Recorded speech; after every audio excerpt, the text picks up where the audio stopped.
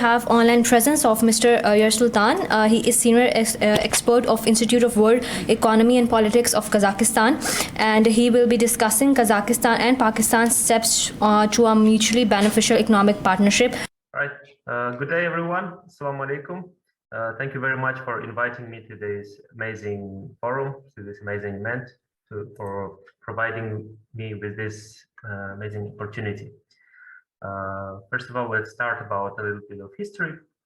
Pakistan was one of the first countries that recognized Kazakhstan in 1991, right after Soviet Union has collapsed, and relationships between the Republic of Kazakhstan and Pakistan have been developing in a constructive manner for almost 30 years since the establishment of diplomatic relations.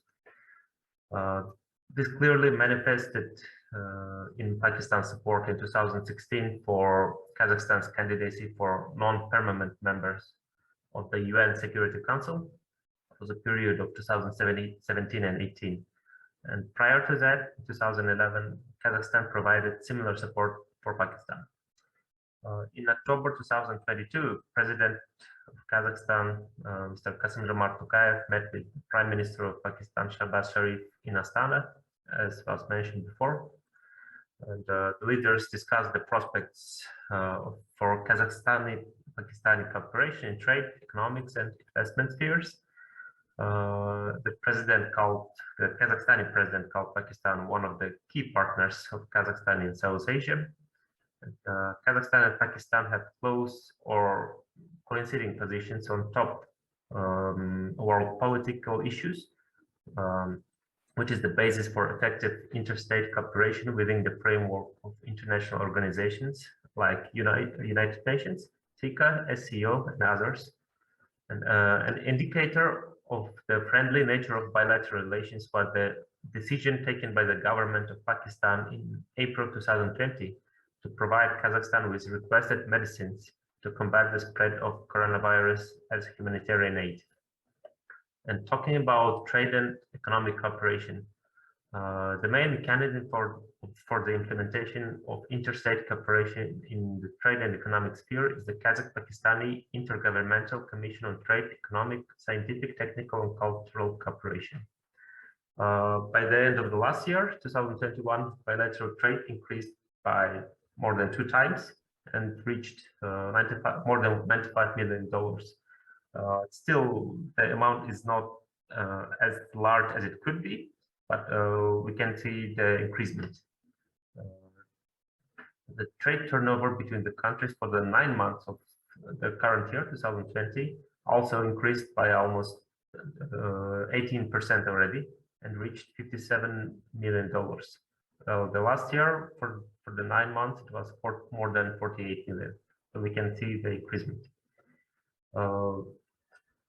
Despite the global crisis and the pandemic, trade between the countries has increased more than 3.7 times over the past 5 years, from 25 million to, as I mentioned before, to $95 million. Priority areas for Kazakhstan are cooperation in agricultural industrial complex, mining, non-ferrous metallurgy, engineering, energy, light industry, transport, and communications. At the same time, the potential of trade and economic cooperation between the countries has not been fully realized yet. And the weak point remains the narrow range of goods and mutual trade, and we need to make efforts to expand that. And as well, I consider transport and logistics interconnectedness to be another important area for cooperation. For thousands of years, Central Asia and South Asia have been closely interacted politically, economically, and culturally. In the past, the regions were connected by the Great Silk Road, through which there was an active trade in both directions. In recent years, efforts have intensified in Central Asia to build new transport corridors. As it was mentioned before by the previous speaker, today the work is underway to implement the Trans-Afghanistan Transport Corridor, the Mazar-e-Sharif-Kabul-Peshawar Railway. The initiative has been started by Uzbekistan and is heavily supported by Kazakhstan as well. and that railway will connect Central Asia through Afghanistan with Pakistan by the shortest route. This will ensure uninterrupted interregional transport links and give a new impetus to the dynamics of trade and economic exchanges.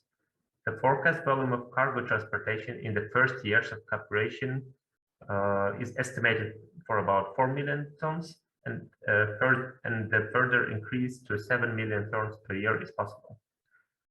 Moreover, the Trans-Afghan corridor will create unique opportunities for ensuring peace and stability in Afghanistan, which is some kind of problematic region for all the neighbors, and everyone is worried about peace and stability in the country. And that will stimulate the progressive economic growth of this country. Tens of thousands of new jobs will be created, roadside infrastructure will be built, and conditions will be created for the development of rich mineral reserves in the country. In general, we could say that there are still a lot of unexploited opportunities for both Pakistan and Kazakhstan, and we are looking forward to the future to increase and explore all of them. Thank you very much for your attention.